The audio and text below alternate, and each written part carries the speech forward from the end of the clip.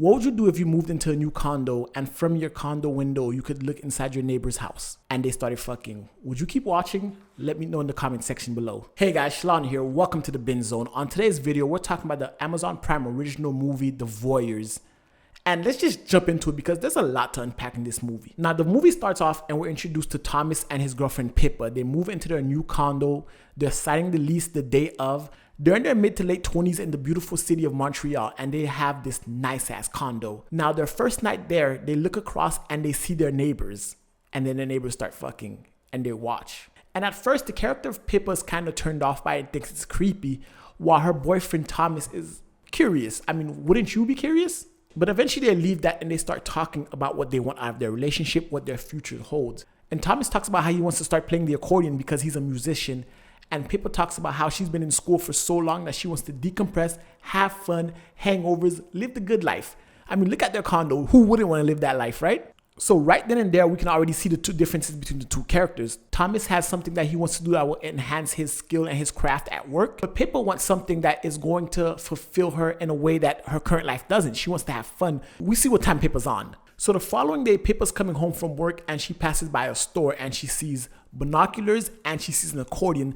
Now, she has a choice between these two objects. Does she get the accordion for Thomas, help his dreams come true, or does she get the binoculars so they can spy on their neighbors? She ends up getting the binoculars and they end up kind of spying on their neighbors for a while. And it's kind of creepy because while this is happening, Pippa is really drawn to their lifestyle because their neighbor's an artist and they live this high-class lifestyle. So it's almost like you're looking at celebrities from across and they can't tell. That's where the voyeurism comes in. And Sebastian, the photographer, is cheating on his wife and bringing different women in there. So you really seeing this life of a bachelor, a cheating bachelor. He's not a bachelor, he's married.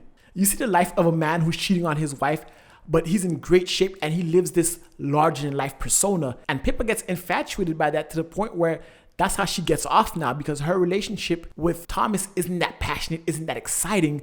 I mean, Thomas is a musician, he's quirky, he's kind of like in his own world, while Pippa wants to live that life. Like, we knew what time she was on the moment the movie started. They become so obsessed with these people's lives that Pippa wants to hear what's going on. So they sneak into their house during a party and they plant a microphone there.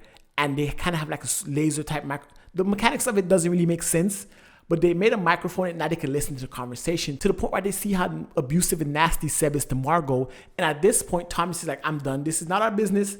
Let's leave them alone. Let's live our own life. Forget about this. We're eavesdropping. We're recording them. We're doing all sorts of illegal shit. And it's just fucking weird. And our life should be enough for us to be happy. Because Pippa is looking at their life as a way like, this is the type of life I want, because Pippa's bored with her life. We could already tell when she was at work and her boss was like, yeah, I've been here for 30 years. And Pippa's like, I don't want to be here for 30 years living this type of life. Like, it feels like she's at the end of the road of her life and she's having problems with that, which is a natural thing. What isn't natural is voyeurism. And I mean, isn't it natural? I mean, it kind of is, but not to the level they're doing it, because ultimately we're all voyeurs. I'm a voyeur, you're a voyeur.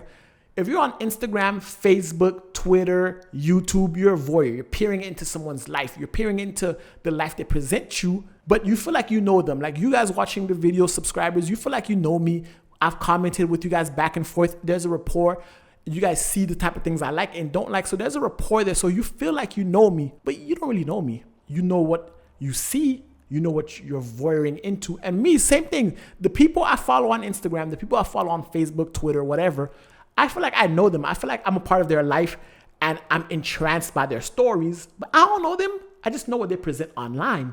And that becomes the biggest theme of this movie, because as the movie progresses, Pippa can't let it go. She's watching them behind Thomas's back. She's becoming friends with Margot to the point that she wants to tell Margot about Seb's cheating ways. And Thomas is like, yo, mind your business. Pippa doesn't mind her business. Pippa finds a way to hack into her printer and starts sending messages to Margot to the point where Thomas wakes up and is like, what the fuck are you? I fucking told your ass stop, right?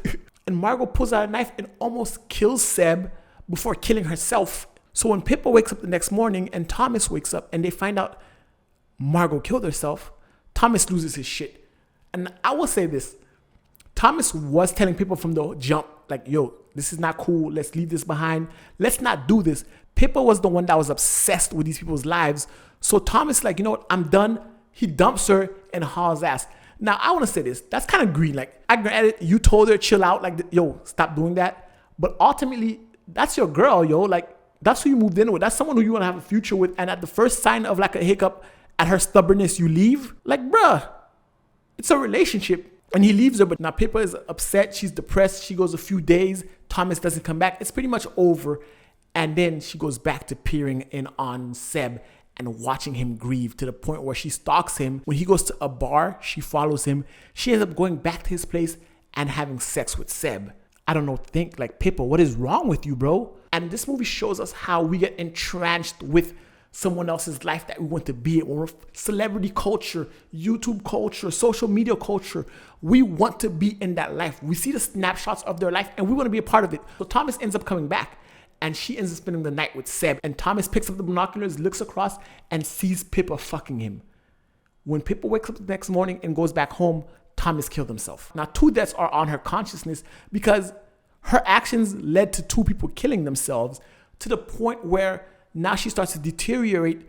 When she picks herself back up again and she decides to go out with her friend and go to Seb's art gallery showing, the night that she had sex with him, he took a bunch of pictures of her and then he unveils his exhibit. Now the twist comes in.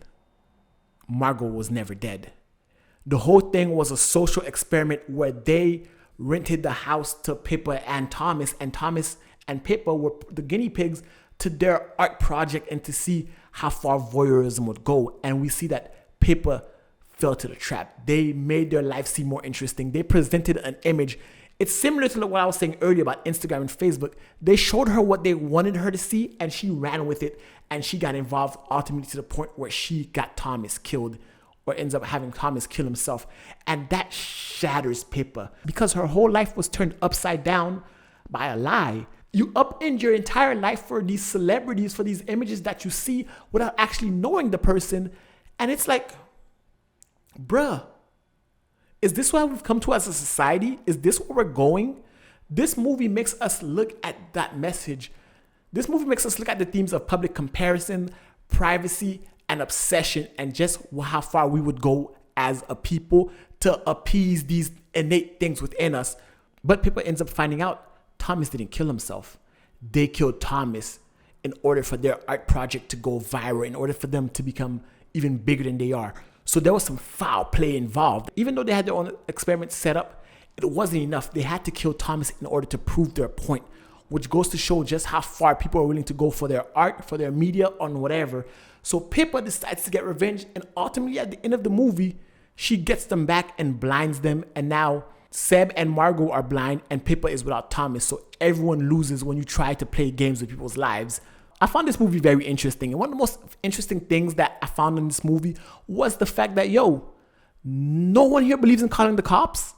Like, all these things are going on, all this foul shit, and no one calls the cops whatsoever when it comes down to it. So ultimately, we're not even policing ourselves when it comes to our own inhibitions or our own desires. So it goes to show, like, we're willing to go above and beyond the fucked up shit in order for us to get the outcome that we want. And I'm not gonna lie to you guys, this movie, at first I was like, but when it got to the end and that twist was revealed and we come to find out that this was a play on them and the overall message was an art project about obsession and voyeurism and the way we consume media, that really blew my mind for a second, because I was like, I was not expecting that. And that is what made the movie overall so great. But that's my thoughts on the movie. I'd love to hear your thoughts in the comment section below. If you like this video, give it a thumbs up, hit the subscribe button, and until next time, binge on.